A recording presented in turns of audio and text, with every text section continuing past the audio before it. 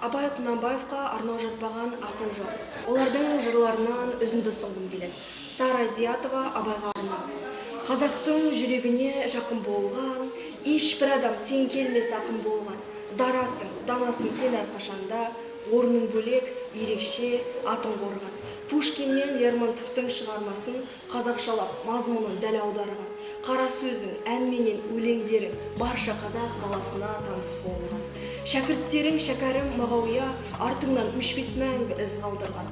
Ахмет Байтұрсынов текке айтпаған қазақтың бас ақыны деп жыр қылған. Мұхтар сынды қазақтың ақыны да бүкіл ғұмыр тарихыңды жазып шыққан. Абай жолы романы біздер үшін қазақтың тарихындай боп жатталған. Роза Тәжібаева Абай атамызға арналды. Ұлы Абай жасай берсін қазақтың әрбір сөзін, әр өлеңін Абайдың тәрбиенің ордасы деп санаймын.